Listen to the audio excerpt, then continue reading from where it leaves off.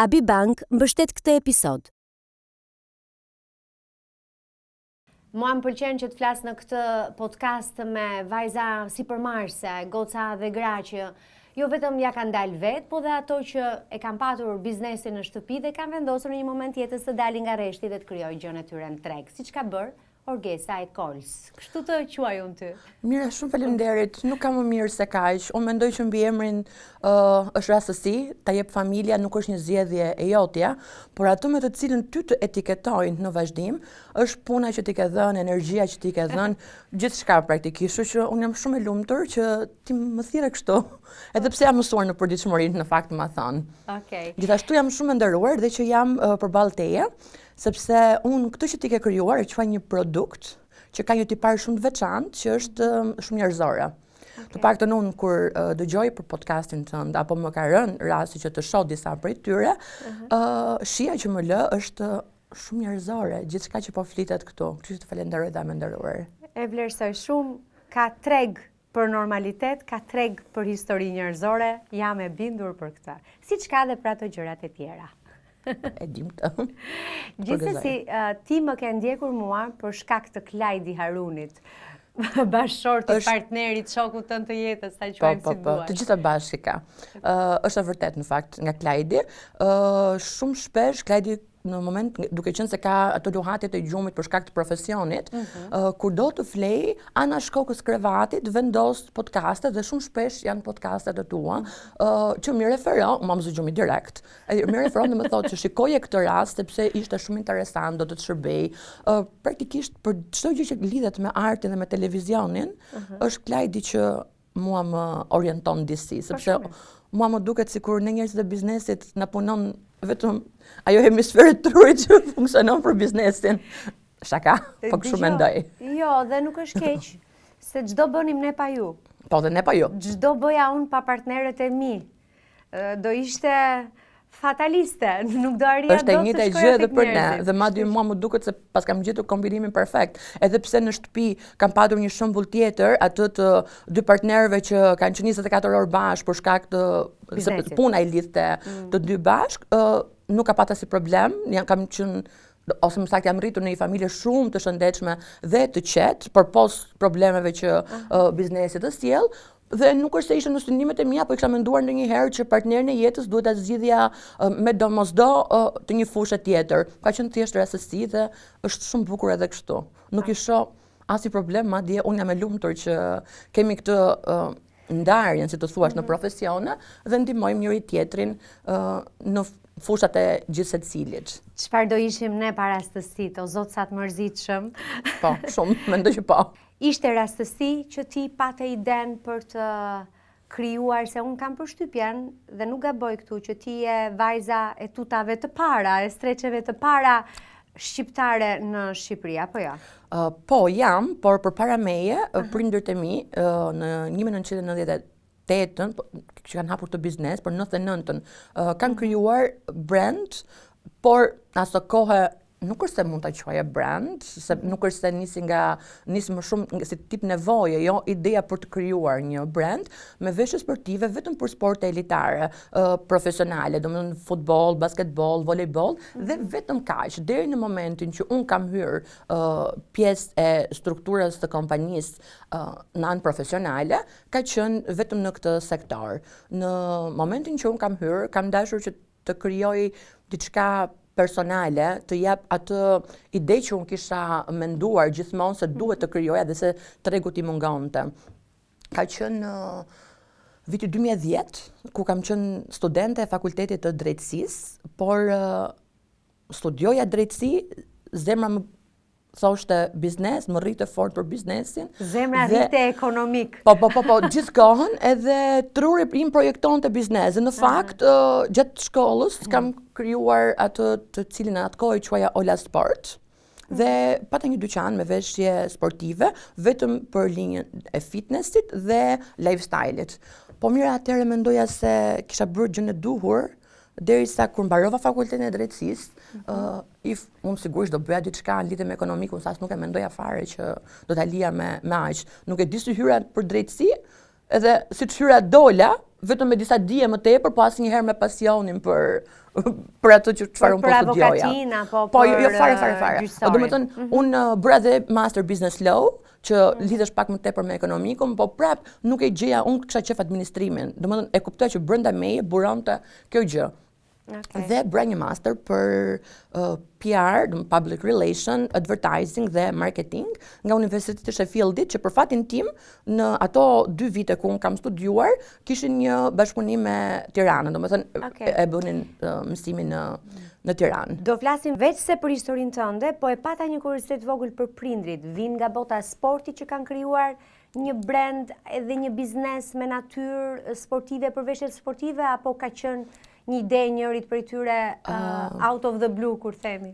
Jo, është pak interesante dhe unë ndoshta do marr pak, nëse më lejon të marr pak kohë për ta treguar, mundet të them, sepse është ndoshta edhe inspiruese, por është edhe një mënyrë për të treguar që ndoshta ndonjëherë dhe nga hiçi mund të dalë një gjë suksesshme, ose nëse gërmon thellë në skutat e tua, mund ta kuptosh nga diku ka ardhur. Biznesi që prindërit e mi kanë janë babi, mami dhe xhaxhai im, po në vitet para në komunizëm, pra, para 90-s, para dhe se të lindja unë, diku 2-3 vjet para se të lindja unë, kanë qenë disa metoda se praktikisht një familje që një artiste kishte brenda, njëri nga xhaxhallarët e mi ishte skulptor, dhe kishin këtë tendencën për të bërë, atëherë nuk lejoheshin, dhe bënin me telajo, stampa mbi bluza, për Brazilin, për futbollin, për domethënë komplet tema të ndryshme, dhe i bënin në një mënyrë shumë, jo për, si të thuash, amatore, po, faleminderit. Po, në natyrë shumë amatore. Dhe madje më tregojnë që edhe kur un kam lindur, më bënin t-shirtet siç i blinin, i bënin me stampa të ndryshme vet ato. Pastaj e kaluan në emigrim, se ishin shumë shpejt vitet 90, kaluan në emigrim. Pra, prindrit e tu që në 80-ën e kanë patur sensin e logos. Po, e Versaces. Po. E Gucci-t. Më së shumti këtë e bënte xhaxhai im dhe skulptori. Jo, skulptori. Janë 3 vëllezër, skulptori thjesht ja kishte induktuar, si të thuash, këtë lloj ndjenje, por e bënte xhaxhai im i vogël, i cili sot kësaj dite është partner biznesi, jemi partner biznesi bashk. Ka qenë shumë interesante dhe mua më tregojnë foto nga jo periudhë, se si i bënin vetëm për dëshirat e tyre, dhe normalisht kishte njerëz që mbanin radhë apo futeshin mik, si të thuash, do të lutem më bëj diçka, sa ashtu ka qenë koha. Ke ato veshjet asaj kohe ti? Jo, janë vetëm foto, nuk e nuk e dinim që do vinte ca vite më vonë, një 10 vjeçar më mbrapa, që do krijonin një brand, një kompani që do të kishte në fokus të saj pikërisht dhe stampimet brenda. Dhe në 93-shin, mbasi kthehen nga emigrimi, babi hap biznes privat. Ku ishin në emigrim? Kanë qenë në Greqi në emigrim. Ndërsa për të jeni nga Skrapari? Po, ne jemi nga Skrapari. Se të foli. Më foli, po. Pa ndërgjegjësi. Dhe unë kam lindur dhe kam bërë 2 vite shkollë madje në Skrapar, pastaj kam ardhur në Tiranë. Bukur. Po në 93-shin, kur ka krijuar biznesin privat për herë të parë, ka qenë diku tek, më tregon diku tek 100 sta biznese gjithsej në Shqipëri. Do të thënë praktikisht ka qenë shumë herët. Dhe në 96-ën ka bërë regjistrimin e biznesit si shoqëri me përgjegjësi të kufizuar, se normalisht gjatë në Shqipëri filluan të ndryshuan, me emrin Olanji, që është praktikisht dhe emri i kompanisë MØM, ose emri i kompanisë ku e prodhohet Kolsi sot, sepse veçantia e Kolsit është që i gjithë prodhimi është 100% shqiptar.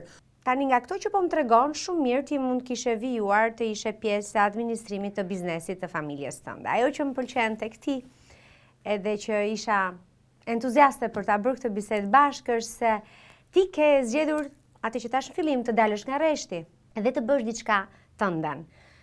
Me frikën edhe të dështimit, ndoshta nuk kanë munguar parat për shkak se vjen nga një familje sipërmarrësish dhe ata vajzën e tyre sigurisht do ta mbështesnin, e ndoshta nuk do të duhet merrje kredi, unë nuk e di se si e ke zgjedhur ti rrugën, por gjithsesi, përpara 2 prindërve që ja kishin dalë me sukses apo xhaxhait që kishte dalë me sukses, ti kishe rrezikun që ose do ngriheshe, ose do tregoje që nuk bëje dot pa ta dhe nuk e kishe ylli në ball. Kështu që e marr me mend që një lloj shqetësimi edhe mund ketë qenë.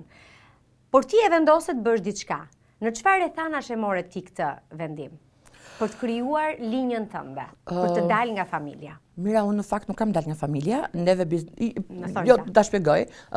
Unë kam zgjedhur sepse mund të zgjidhesh që ti të shkëputesh tërësisht, por mund të zgjedhësh dhe që ti të jesh brenda së njëjtës kompani, por të jesh tërësisht e pavarur. Dhe ky është rasti im. Për shkak të natyrës së biznesit që është e ngjashme ose të thuash kolci prodhohet brenda Olani, unë nuk e shikoja një arsye pse duhet të ndahesha, por shikoj një arsye se si duhet të silla një brand krejtësisht të veçantë dhe që të ishte një markë.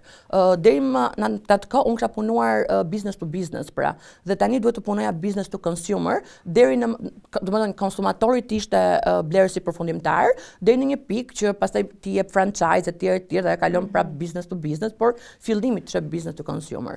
Në ato mbledhjet e vogla që bëni me familjen, dëgjoja shpesh xhaxhin që më thoshte ti je breziri, nga ty kemi syd, ti shtroje projektin dhe bëj që duash, ke gjithë mbështetjen tonë, po nga ty kemi syd, ne çfarë kishim për të bërë, si të thuash e kemi arritur dhe për ta elevate më lart, si thosh, për ta ngritur më sipër ose për ta zhvilluar, jeni ju breziri. Dhe ndërkohë kisha babin që nga këto veshjet sportive të sporteve elitare, thoshte që po sikur të hapësh ta bësh brand këtë edhe të shesësh. Unë e kuptoja që ajo nuk shiste, sepse normal që çfarë sjell modeli global ishte që, ose tregu europian, ishte që bëhen shumë para me uniformat e sportistëve. Edhe sot e kësaj dite bëhen shumë para. Po unë mendoj që edhe sot e kësaj dite ato shitje në Shqipëri nuk bëjnë lek.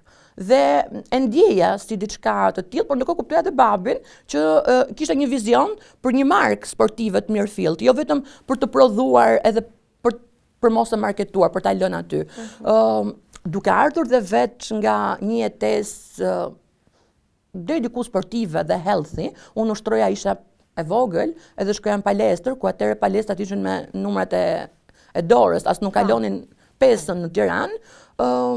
E shikoja veten që kuriozohesha shumë nga veshjet që vajzat edhe djemt kishin, po sidomos të vajzave, shikoja streçet, ku ishin të dukshëm, bënin shumë përshtypje, e kuptoja që nuk kishte shumë llojshmëri etj dhe mendova tash fitnessi është mungesë në Shqipëri.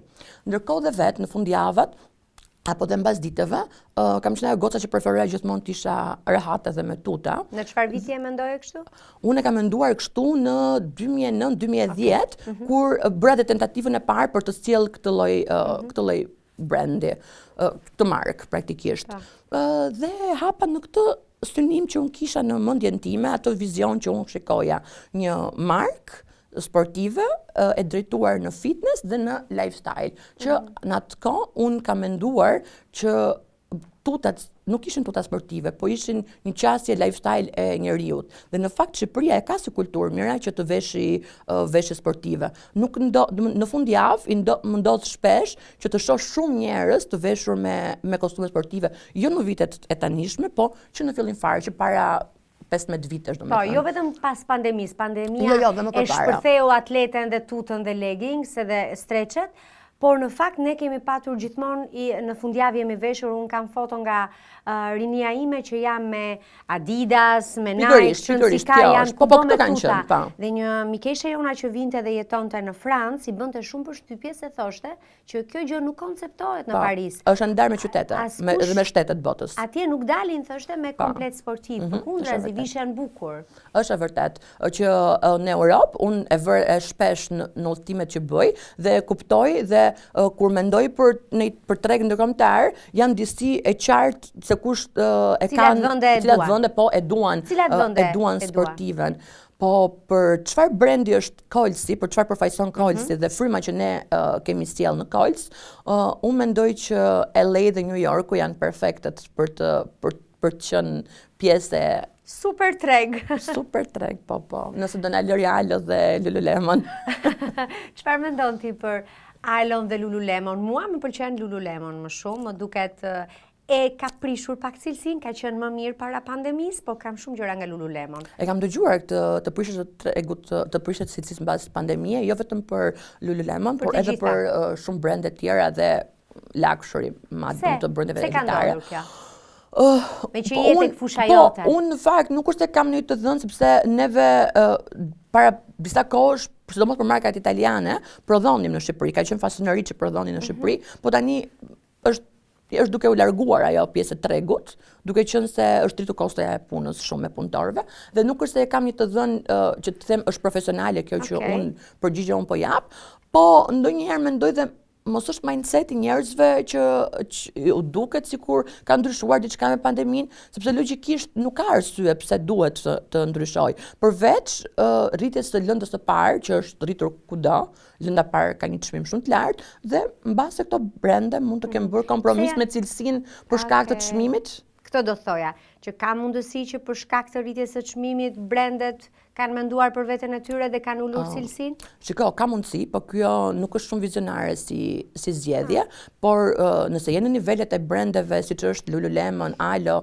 e tjera, flasim për mira tona, po mira pieces që prodhohen dhe mund të ndikon drejt për së drejti në përfitimet e një kompanie, por sa worth it është kjo gjë, sepse nëse ty të largohet blerësi, konsumatori, atëherë ti nuk është se ke kursyer, po ku janë produktet më të mira, Orgesa?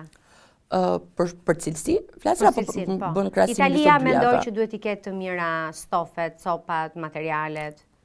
Unë nga hulumtimet që kam bërë dhe nga kërkimet e tregut që kam bërë, se vazhdo ta bëj sot tek kësaj dite dhe kam bërë gjithmonë, Italia është shumë e njohur për materialet lino dhe për materialet e fitnessit, ato që janë performance, si quajmë ne, sidomos ose për ciklizëm ose për notin. Po thua për streçet? Po, për streçet. Për streçet, për badit, crop top, rrobat e banjës. Janë, domethënë, personalisht, unë kompanitë më të mira të prodhimit të këtyre tekstili, i kam gjetur në... Teksturet. Po, i kam gjetur në Itali. Çfarë lidhet me performance, është në Itali. Flas për tregun e afërt të brenda nesh, sigurisht që nëse shkon Kore e tjerë. Turqia është e njohur shumë për pambukun. Dhe Turqia ka në Shqipëri ka një qasje jo të mirë kur ti përmend Turqinë për çështjen e materialeve, sepse ne jemi mësuar që në Shqipëri të vinë ato produktet të cilat janë shumë të lira, edhe sigurisht që çmimi shkon deri diku aty me cilësinë. Kështu që për shkak të këtij imazhi që ka shumë njerëz që e gjykojnë, por Turqia është numri 1 për pambukun, patjetër që po. Dhe ti zgjedh çfarë cilësie do të marrësh. Është aty ku ti do të pozicionosh brandin tënd, nuk është se nuk ka opsione. Si janë turqit si tregtar dhe si janë italianët si tregtar? Më vjen ta them një fjalë, por nuk ma lejon etika, por do t'i kesh të hapura gjithkohën, sepse të vinë manipulime të ndryshme. Nga kush? Çmimi në fillim fare të vjen shumë lart dhe pastaj ti bën ato pazaret e tua dhe shkon në urat që ka tregu kudo. Po flet për të dy, dhe për italianët dhe për turqit, apo fole për njërin prej tyre? Turqia pak më shumë, por edhe italianët janë shumë të ngjashëm, më besoj që janë shumë të ngjashëm, në tregti janë goxha të ngjashëm. Po ne shqiptarët si jemi në tregti? Po mendoj që ne jemi të drejtë. Jemi të drejtë, e kuptoj që brandet zgjedhin, markat të ndryshme zgjedhin një qasje të caktuar dhe ka raste ku duan ta sjellin diçka që nuk është e tyre, po është një tregu ndërkombëtar dhe vetëm për shembull mund t'i vendosin në një logo për ta branduar dhe e shesin si një gjë të vetën, po kjo mendoj që e skarcon tregu shumë shpejt. Këtë përshtypje kam unë që konsumatori nuk e gënjen dot. Mund ta gënjesh një herë, 2 herë, 3 herë, por pastaj është shumë smart, e kupton, edhe ti nuk hyn më tek ai, është pak po e sigurt. Harroje. Nuk do të mos e bëja të gabim se nuk jam merr dot zemrën më. Ndoshta me marketing ti i shkon përballë dhe ndodh që të gënjehet ta blej se e marketon X, e marketon Y e tjerë, por cilësia pastaj do dalë në pa, edhe cilësia apo dhe rastet kur nuk ka diçka autentike. Po, është e vërtet. Në përgjithësi ka një prirje që të paktën për në Shqipëri i shohim me mosbesim brendet shqiptare dhe jemi të prirur të blejmë brende të huaja ndërkombëtare. Gjë që nuk ka ndodhur dhe nuk e ka patur fatin me Kols. Unë shoh, nuk e kam studim, por e kam me të dëgjuar, e kam word of mouth me fjalën ajo që flasin njerëzit. dhe thonë që ka shumë blerje dhe shqiptarët të rinjt, adoleshentët, e preferojnë shumë tesutin, e pëlqejnë shumë kolësin tënd. Me siguri ka të bëj pak me cilësinë edhe me gjetjen e modeleve. Mira që Ke bërë studimet, si e ke matur ti, do me thënë? E ke pritur ti, Orgesa, këtë sukses? Je bërë gati, ke patur një strategji të mirë menduar? Po, përpara se të shkoj tek pjesa e suksesit, unë do të them diçka, sepse mendoj që mund të ketë njerëz që mund të jenë në atë fazë të jetës së tyre dhe do t'i bëj punë. Kur e nisa në fillim fare që isha akoma studente, e hapa ato dyqanin në fillim fare në 2010, të cilin mbylla në 2013, kur unë bëra studimet për marketing dhe kuptova që nuk kisha bërë asnjë gjë mirë aty. Ai jetë se shumë mirë, sepse nevojat e tregut ndoshta e bënin që të funksiononte. Por unë shqija që streçet që kisha përdorur për fitness ishin tërësisht pambuk. Me ato bëheshe ujë në palestër, dhe e kuptova, ndonse shitej dhe ecte mirë, e kuptova që ajo që unë kisha bërë më duke gabim tërësisht. Thash, po unë ç'pas kam bërë kështu? E me emrin kuptoja që meshkujt, duke qenë nga Ola 1, Ola Sport, e kuptoja që një emër që mbaronte me A, një emër që është shumë i përhapur në Shqipëri, i bezdiste dhe shpenzime nuk kisha bërë shumë të mëdha për ta hapur atë dyqanin, një dyqan modest te komuna e Parisit, që praktikisht prodhonte para, por nuk ishte çudia nëse do të mbyllit dhe unë do vija me diçka shumë më të mirë. Kështu që në 2013, mbasi mbarova dhe studimet e masterit, e mbylla dhe mora një kohë të caktuar, krahas se kohë isha duke punoja edhe tek kompania M, ne punoja edhe për Kolsin që është sot, dhe mbasi e dizenjova në mendjen time ashtu siç duhet të ishte, thash tani jam gati dhe do hapet Kolsi dhe për suksesin, unë mendoj që janë shumë komponent që ekzistojnë brenda. I pari është mësosh nga gabimet e tua. E para është mësosh nga gabimet e tua, patjetër. Edhe nëse ato shiten. Po, patjetër, sepse ti nuk e ta, do të thënë do eci për pak kohë dhe pastaj ajo do vdesi dhe ti është shumë keq që ta bësh këtë gjë kur diçka ka vdekur. Ti bën në një moment ku lulëzimi i madh akoma nuk ka ardhur dhe do jesh shumë gati që çfarë ke bërë gabim ta risjellësh. Por që unë që nga koncepti i emrit dhe bashkë me emrin ishte çfarë unë doja ta arrija te Kolsi dhe ku doja unë ta çoja Kolsin. Kush do ishte vizioni im, kush do ishte fryma që unë do jepja aty brenda dhe te Kolsi ne mundohemi që të japim të thuash experience ose ta kthesh në lifestyle. Përvojën jetësore. Po, përvojën jetësore. Atë kur ti vesh produktet e Kolsit, në një farë mënyre është edhe jetesa të cilën ti bën. Standardi i jetës, stili i jetës tënde. Fiks. Për shembull, ka dhe produkte të cilat ne i bëjmë për shumë dimensione të caktuara. Në leggings që kemi, përpos atyre streçeve, të cilat janë tipike me tiparat, karakteristikat për të bërë fitness, ne kemi dhe streçe të cilat mund të përdoren edhe në lifestyle. Në jetën tënde të përditshme, ose gjithashtu dhe për t-shirtet që janë me lejera shumë të hollë, me materiale të cilat nuk janë vetëm për stërvitje, po ti mund t'i veshësh edhe me një xhaket dhe të shkosh në punë, të shkosh në një konferencë, apo mund të kesh një kanatiere dhe të dalësh për një drink në darkë dhe mos ta kufizosh veshjen tënde vetëm për një përdorim, po ta kesh për shumë përdorime. Këtë kemi synuar në për të cilë të Kolsi dhe këto kanë qenë idetë fillestare që unë kam patur pa e ditur që kjo gjë do bësh sot gjë me thjesht. E kam menduar që atëherë dhe sot praktikisht e ka sjell përvoja globale, mendoj, trendet globale, se ne i ndjekim, nuk është se në Shqipëri bëjmë. Në atë kohë, Orgesa, lexove diçka e pe diku, ku frymëzohesh e ti? Si i mendove ti këto? Mira, unë gjatë kohës së masterit kuptova shumë rreth brandit, sa rëndësishëm është ndërtimi i brandit, emri që ti i vendos, vizioni që ti duhet të kesh, filozofia të cilën ti duhet të ndjekësh dhe sigurisht pash edhe taktikat, por unë tek taktikat mendoj që është i pasvendit, do me thënë ti nuk i bën dot të njëjtën taktikë, do ndjekësh për LA, të ndjekësh për Tiranë, apo të ndjekësh për Holland. Mendoj që taktikat që ti mëson në shkollë janë përvojë jetësore ose është nuhatja që ti ke për ta çuar brandin më lart. Ndërsa të tjerat që ti i mëson auditore, janë ato të cilat nuk të lejon të bësh gabime dhe mua të paktën kështu me zgjedhjen që bëra kam qenë me sukses mendoj. Kush i ekzekuton modelet ose strategjitë e tua? Ti ke një designer aty? Ti ke një artist designer apo je ti? Ku më preke.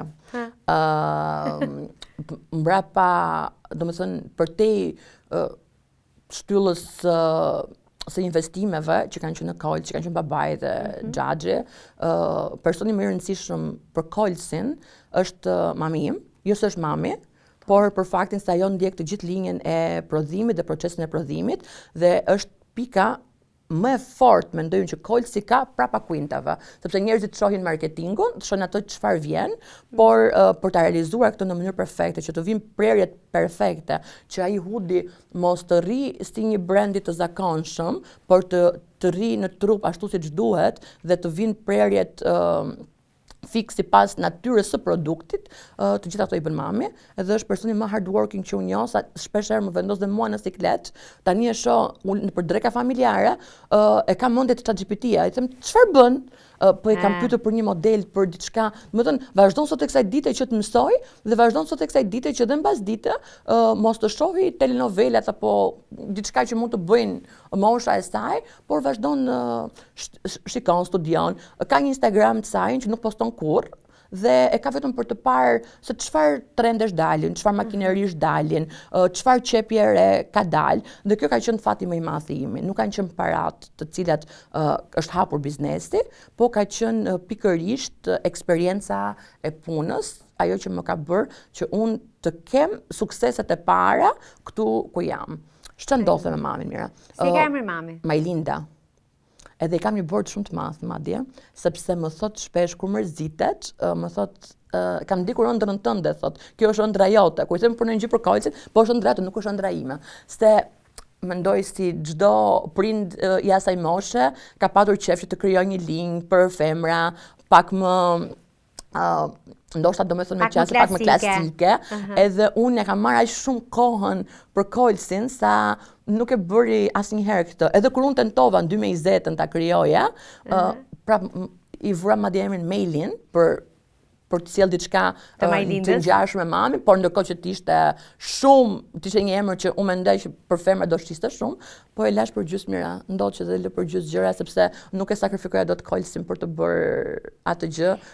E kuptoj. Ajo që më pëlqeu shumë veçanërisht ishte se ma shpjegove shumë bukur që arsyeja e suksesit nuk janë thjesht parat, dhe nuk janë parat. Është shpirti i aventurës, është një mami perfeksioniste dhe shumë hardworking, shumë punëtori që i rri gjërave të koka. Pra janë një sër faktorësh që ndoshta nuk bazohen tek paraja në fakt. Dhe gjërat nuk bëhen me para.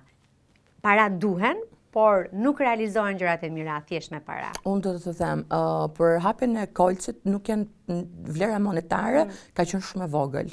Mund ta thuash se ka qenë? Nuk është se unë të them që ta kem bërë llogari fiks, po nuk është se kam bërë fiks llogarin, sepse na që isha brenda së një kompanie dhe kësaj gjëre nuk i hyra, por e mendoj për një dyqan për të sjell arredimin në atë kohë, ose sot mund të shkojë diku te 100.000 euro, por në atë kohë shkonte diku te 25.000 euro, po them, kur është bërë dyqani i parë.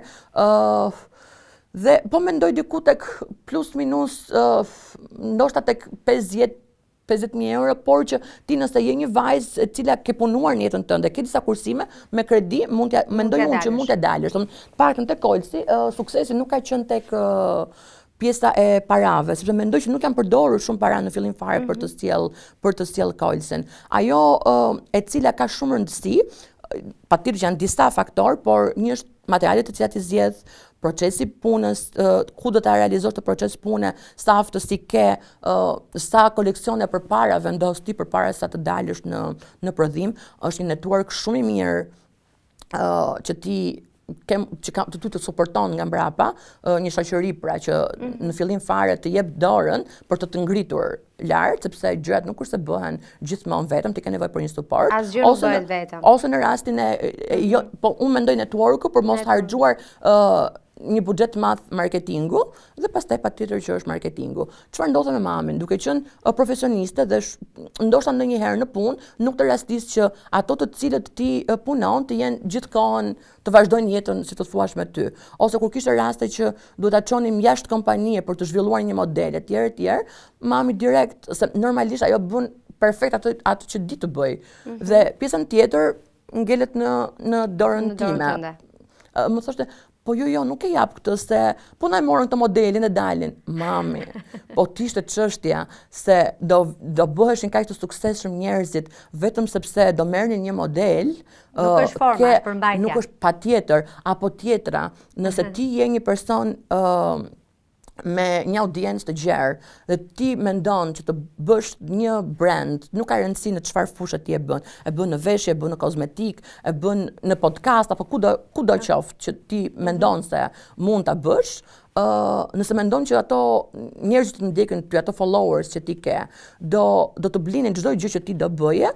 Pra marketingu free që ti ke për shkak të pozicionit tënd si personazh publik, do të bënin që ti të blije çdo produkt. Unë mendoj që është gabim dhe e ka treguar koha që është gabim. Jo të gjithë influencerat që kanë krijuar brande të çfarë do lloji natyre kanë patur sukses. Domethënë, edhe vetë marketingu në vetvete, nëse nuk ka një produkt që është cilësor apo një produkt që premton, nuk funksionon edhe nuk vjen. Prandaj duhen të gjithë komponentët që brandi të jetë i suksesshëm, apo kompania apo marka, sidoqoftë. Po, e vërtet. Unë kujtoj që Kolsin e kam njohur dhe më duhet ja jap meritën nga Lori Hoxha. Po, ka shumë njerëz që kanë njohur Kolsin nga Lori. Nga i bashkëpunim. Po, ka shumë njerëz. Bashkëpunimi ka nisur në 2020 me një telefonat që unë kam bërë me Lorin edhe pastaj disa takime rresht.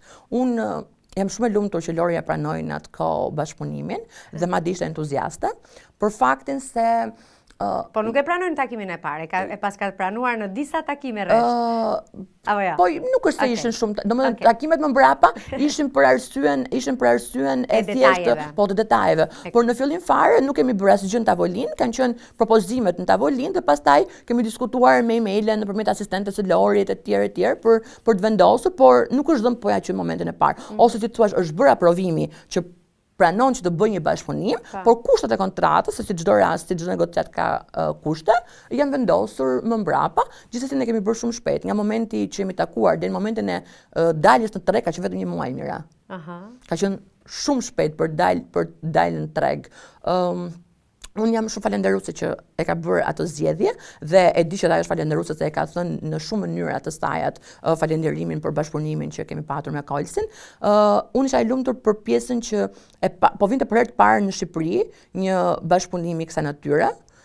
E dyta, më pëlqente shumë vizioni i Lorit që thoshte se unë nuk është se di të bëj më mirë që të bëj tuta, por di shumë mirë se çfarë njerëzit duan, çfarë njerëzit pëlqejnë nga stili im, kush janë trendet e momentit dhe përvoja që ju si kompani keni, materialet cilësore që ju keni në kompani, do bëjnë atë miksin dhe do kenë sukses. Pra, nuk bëri atë që shumë njerëz mund ta bëjnë, që për shkak të popularitetit të madh që ka, të krijonte një brand menjëherë, por zgjodhi një mënyrë shumë moderne për të sjell njohuritë e saj, pasionin e saj dhe për të sjell njerëzve. Sigurisht kjo ka një gjë shumë të mirë, se si thua mundi i të bërit të kësaj gjëje ndahet në mes, sikurse edhe suksesin e ndan në mes. Në një vend si ky yni me një potencial të madh njerëzor dhe turistik që po ecën përpara me ritme të shpejta, nevojitet një partner i cili e kupton dhe e ndan me ju vizionin tuaj të investimit. Abi Bank ofron mundësi financimi fleksibël dhe të personalizuara për të rritur biznesin tënd.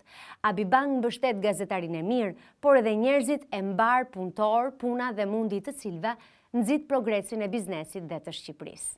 Qëndroni me podcastin. Sold outi është një strategji apo vërtet disa gjëra bëhen sold out dhe nuk përsëriten më? Se unë kam gjithmonë këtë pyetje naive, Orgesa, që kompania aty është, i ka të gjitha resurset, të gjitha burimet dhe nëse diçka mbaron, vërtet mund të jetë sold out për pak kohë, por mund të rikthehet. Po, shumë të drejtë ke ti. Patjetër që kështu ndodh, aty i kemi gjitha materialet, mund t'i sillim edhe mas 2 vitesh, nuk është çudi. Po ndërkohë, kur është sold out, ajo që është sold out, Atë aty më kërkon, rimendje, atë po. dua të blej. Çfarë i ndodh Sold out frurit? patjetër që është një strategji për një kompani. Nuk është strategji sepse ti do që të mbetet i pakënaqur konsumatori, apo ti do që nëpërmjet sold outit ta bësh atë që herën tjetër, si të thuash, të blej më tepër. Unë nuk mendoj që është kjo. Paktën në Kolç nuk funksionon, nuk është ky rasti. Jo, ma tregos si funksionon me të tjerë për shkak se ti je brenda sold në outi këtë botë. unë mendoj dhe e di që është për pozicionimin që ti vendos të treg një produkti apo një marke.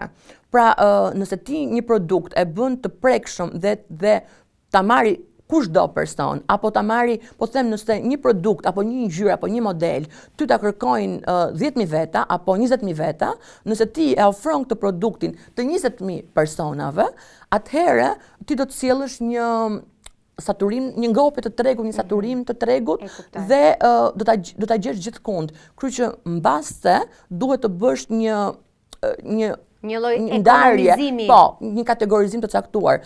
Kjo është për kur ti ke sold out të koleksione të caktuara, por mund të jetë edhe sold out, siç është rasti i brandeve shumë luxury që patjetër që se edhe Rolexi mund të prodhoj ora pa fund sa të duash, apo dhe Hermesi mund të prodhoj çanta sa të duash, po gjithçka bëhet për të ruajtur ekskluzivitetin. Dhe mendoj që kjo është një strategji shumë e mirë. Këtu nuk goditet as pak konsumatori. Mendoj që kjo është thjesht strategji e brandit për të ruajtur pozicionimin e produktit të tyre.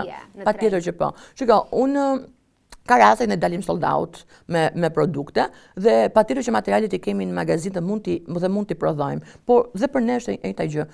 Ruajmë një standard të caktuar ose një masë të caktuar të prodhimit të produkteve në mënyrë që edhe në Shqipërinë tonë të vogël mos të jenë të përplasjet aq të mëdha. Më së shumti kjo ndodh në koleksionet që janë pak më ekskluzive, se tek stretchet apo tek brat apo te hoodie ti mund t'i përsërisësh, mund t'i përsërisësh të duash, është produkt konsumi, mund të kesh, unë për shembull që vesh shumë stretche të zeza dhe për shkak të shëndetit, dhe jo se është Kolci, është marka ime, po mund të kem diku tek 20 stretche në dollap, po edhe gjëra të tjera të cilat unë tani në këtë moment nuk e kam shumë luksin për t'i veshur, i kam nga disa herë të përsëritura, kështu jam unë. Dhe mendoj që unë ka dhe persona të tjerë. Edhe shumë mirë, gjithmonë më shumë po më pëlqen t'i përsëris gjërat. Nuk jam më për atë blerjen me shumicë, ndoshta për shkak edhe se kemi qenë pak më të varfër, edhe kemi lëvizur më pak dikur. Unë po ndjej një lloj ngopje me këtë sasinë edhe nuk dua shumë saksi, dua pak e saktë edhe blerje me mend. Më shqetësojnë blerjet e kota që vishen një herë deri në dollap. Unë e kam edhe unë patjetër jam edukuar me këtë gjë, po kur kam qenë e vogël, mbaj mend shkoj te Jumbo në Greqi, kisha shkuar në Kret madje, edhe hyte Jumbo, po nëse mund të përdor fjalën i babzitur, po më je babzitur. Kam hyrë, kam qenë fëmijë dhe nuk e di sa kosha kam marr, çfarë do gjë të mundshme, sepse ato që kam parë te Jumbo atëherë si fëmijë, këtu nuk më binte rast ta shikoja në asnjë dyqan. Dhe veten time them, o zot, çfarë bëhet? Por me moshën, me të rrjetet sociale që e bëjnë shumë të prekshme, patjetër që liberalizimi i vizave të Shqipërisë edhe Europa shumë afër, mendoj që edhe shumë njerëz të tjerë që para 10 vitesh nuk kanë patur mundësi të udhëtojnë, tani i bëjnë, kështu që mendoj ka filluar dhe është reduktuar në masë kjo, jo më tek njerëzit të cilët e kanë patën përpara mundësinë për dalë. Cili është produkti më i shitur? Mos më thuaj stretchet. Po që të them, të gënjej, të them diçka tjetër. Jo, shiko Mira, për shkak të gjinisë që përdojnë ato dy është unisex, hoodit apo t-shirtet, mund të jenë më të shitura në numër, sepse sigurisht që janë unisex. Nësa stretchet në 90% ne patjetër që çdo brand ka dhe stretche për meshkuj, por 90% apo 95% e produktit stretch janë për femra. Dhe ai është produkti që është më i shitur në Kolc. Mendoj që është dhe pika më e fortë që ne kemi, është ai produkti që diskutohet në për tavolina apo në palestër nga besoj të gjithë, ose dhe në takimet që unë bëj, më thënë shpesh, po më të palestra ime janë gjitha gocat me Kolc, ose siç mund të thonë në New York edhe në LA që janë gjithë me alo, ose i shoh gjithë me alo apo me lulu në për rrugë, edhe mua më ndodh me Kolcin kjo, dhe madje di dhe shumë dalloj shumë klientë, se unë rri në për dyqane shpesh, nuk është se nuk i shoh dyqanet e mia, më bie dhe të shkoj dhe të bëj shitsen her pas here, se po jam aty, më thret gjaku, nuk e bëj dot sikur nuk dëgjoj, sikur nuk po e kuptoj që klienti po kërkon diçka dhe flas. Shet më mirë ti se të tjerët që nuk e kanë të veten dyqanin? Kam pasqitur shumë më mirë më përpara, por tani më duket sikur sa kalon koha dhe më bër pak më e ndjeshme ndaj mënyrës se si njerëzit flasin, domethënë konsumatori flet me shitsen apo edhe me mua, se normalisht nuk ka nga ta di që unë jam drejtuesja e këtij brendi dhe jam shumë e ndjeshme. Mirë, më përpara kam patur pak më shumë durim për ta edukuar konsumatorin. Tani e shikoj që jam bërë pak e ndjeshme unë ose ndaj brandit, por mendoj që nuk është kjo, se ndjeshme kam qenë gjithmonë, mendoj që unë gjykoj që me vitet edukohet konsumatori dhe besoja që kjo me vitet do rregullohet. Dhe nëse më bie një situatë një dele zez e cila nuk flet në atë mënyrën njerëzore që duhet, mua më duket sikur acarohem pak edhe kam filluar që ta step veten në momentin që të flas. Për më nëse mua më thuaj që më hënë se ashtu thonë ju që nuk është transparente, se bëni kot, unë e kam pak të vështirë sot. Lëndohem dhe them që po mirë, si ka mundësi që mund të mendojnë që ti gënjen, se ti je prap këtu, ti je një dyqan që për shumë vite jetë kjo rruga këtu, do të vinë, do të kthehen. Më përpara nuk lëndohesh, tani lëndohem. Kështu që nuk e bëj shumë këtë. Jam prezente në dyqane, po mundohem që si thua të gjatë më kam vënë kufjet edhe nuk e dëgjoj reagimin, që nuk dua të e kam pak të vështirë që nëse nuk e besoj atë që unë them, më duket sikur po dua të gënjej dhe nuk dua ta kem të. Jemi klient i vështirë ne si shoqëri?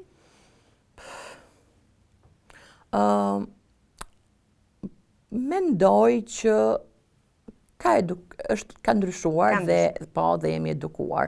Në fillimet e para të Koilsit, krahas lehtësisë që ti ishe një brand i ri, kishe dhe vështirësinë tjetër që ti të mosbesimit edhe dëgjoje. I justifikoj pak, po, edhe unë justifikoj me të drejtë, por ato çfarë unë blej për shembull në brende të tjera, sigurisht blej në brende të tjera, shoh që diku ikën ky peu i kopsës, diku ka ndonjë problem nga brenda që s'janë hequr ca fije etj. Kur ti je produkt shqiptar, mirë nuk ti lejojnë këto gabime. Ti kanë marrë lupën dhe janë duke të parë. Kur tek streçet, gjë më kryesore që unë kam patur, ka qenë materiali, pika kryesore që unë kam zgjedhur tek streçet, sepse më ka bezdisur gjithmonë ajo të dukshmëria e streçeve në palestër tek personat e tjerë. Ku ndoshta vajzat edhe nuk e dinë atë gjë, sepse jo shpesh ty të thonë që është transparente, ndonjëherë është edhe zgjedhje, e kam pëlqyer materialin, i rri mirë në trup, e vesh, nuk ka si problem, po tek Koilsi gjë e parë që bëjnë sa marrin streçën në dorë është ta hapin, është transparente apo jo. Dhe në fakt streçet e Koilsit janë gjitha full coverage. Të tëra, domethënë no see-through, jo transparente, se po përdor të gjithë termat anglisht, po. Po, nuk shko po. Okej, nuk shete për te. Ka qenë pika kyçe, sepse një brendi të huaj mendoj dhe e di të sigur se e kam parë që nuk i marrin streçet i bëjnë kështu apo jo, te Koilsi e bëjnë, sepse është mosbesimi i një produkti shqiptar. Në fillim e flas tani. Okej, po, koha gjithmonë është koha ilaçit të gjitha. Tani atë nuk i provojnë fare, vinë marrin se kanë mbledh një palë, duan ngjyrën tjetër etj. Sa vjeç je Orgesa? 35 mira. Okej. Se nga Xhamboja, fëmijëria në Xhambo bëra një lidhje që ti je breziri. Po, kam breziri quhen? Reja. Se si e quan veten? Jo, më duket vetë gocë vogël akoma, po bësh shaka. Ke ti në kokën tënde idera të reja, mami Majlinda mund të na kritikoj, sepse ajo e ka me merak që të zbulohen idet. Për të bërë diçka tjetër përveç Koilsit, ose brenda Koilsit një linjë tjetër, ndoshta më klasike për të shkuar te ëndra e mamit? Në fakt linjë klasike jo, mira, por unë të Koilsi kam kuptuar gjithmonë ato, ose më saktë i kam të ndezura gjithmonë sistemet e alarmit dhe nuk pres që ta kuptoj nga të tjerët apo kjo gjatë të ngordhi, si të thuash, edhe ti pasat ta kuptosh që duhen bërë. Po të shohësh në trendet botërore, sepse ne tash edhe më përpara ndjekim trendet botërore, shiko Alon të parën, ka futur brenda Alo Yoga, ka futur dhe një nën-mark të vetën, Alo Atelier, ku ka futur dhe këmisha nate, edhe pelusha, etj. Ka shfrenuar fantazin në maksimum. Mirë kam bërë. Patjetër që ka bërë mirë, po unë jam pak më skeptike.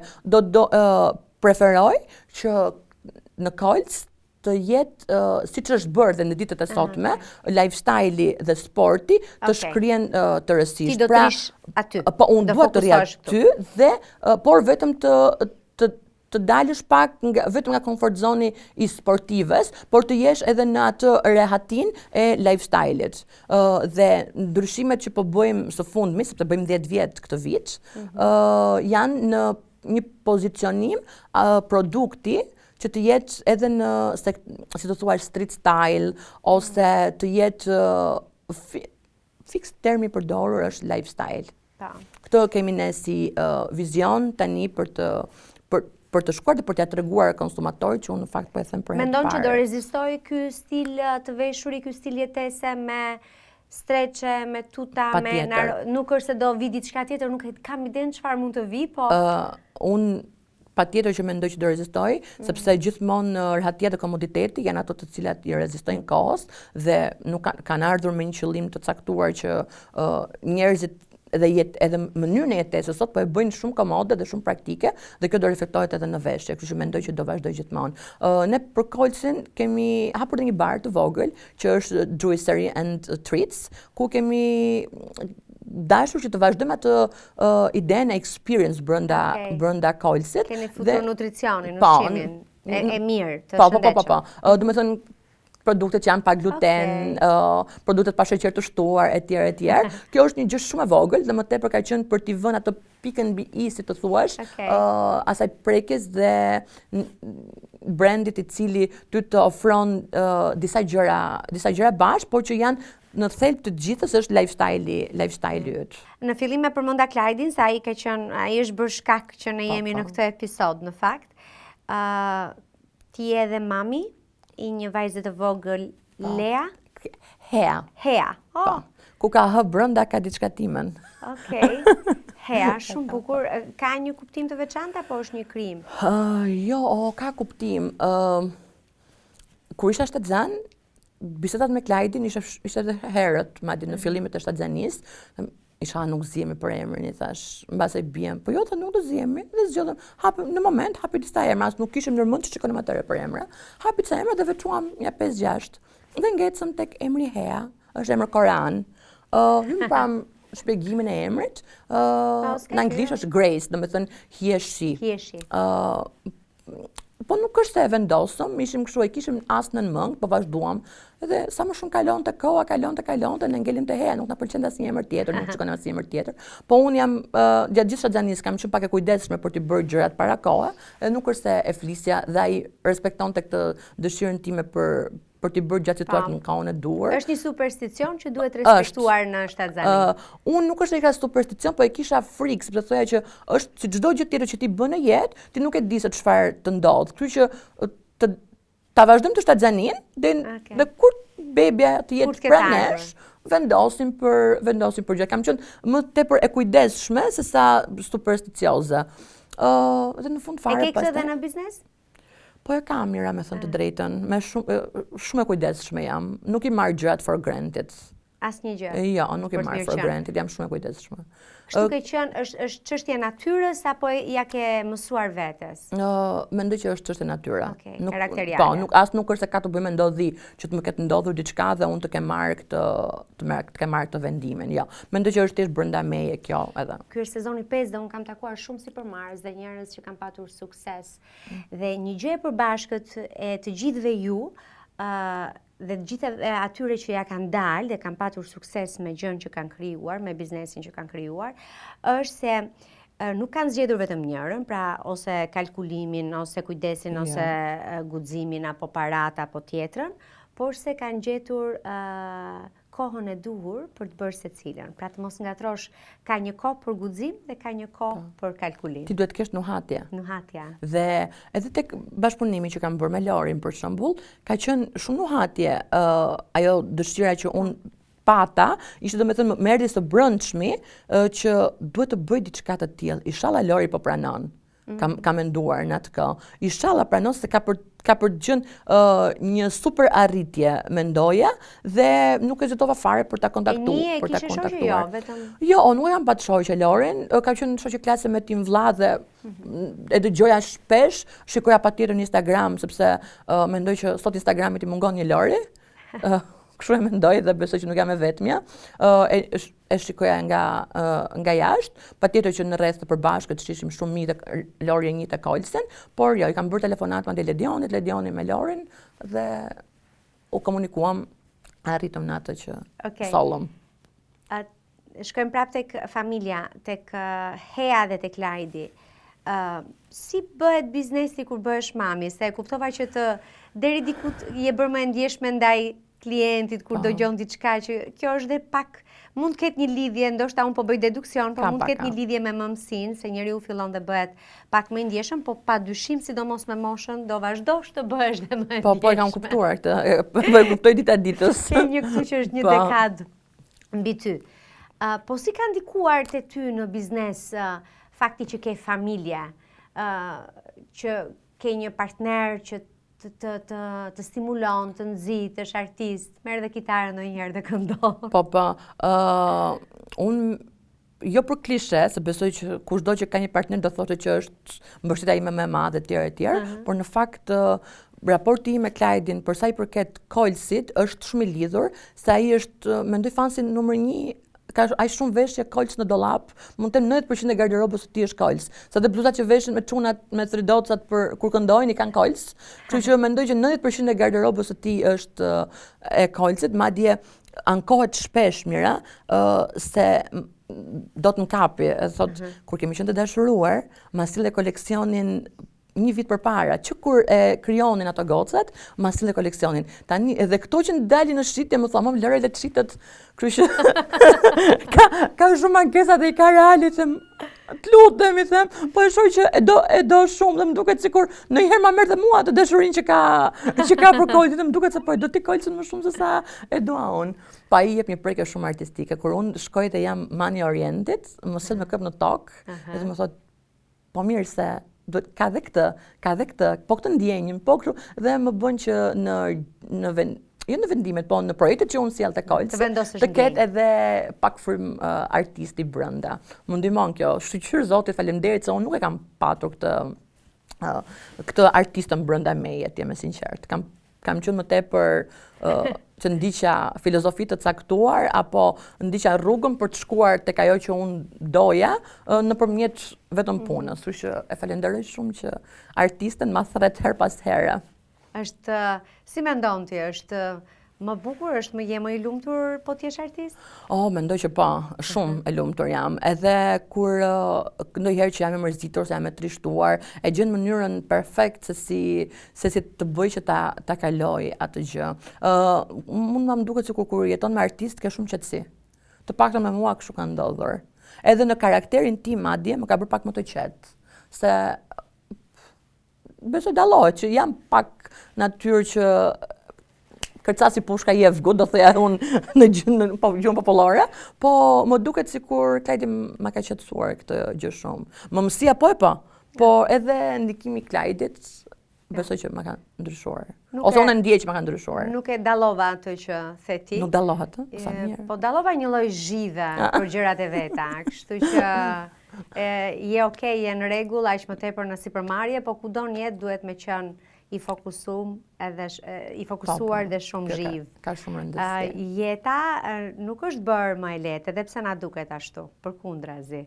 Sa më shumë zhvillohet bota, më të vështira po bëhen disa gjëra. Shumë më të vështira.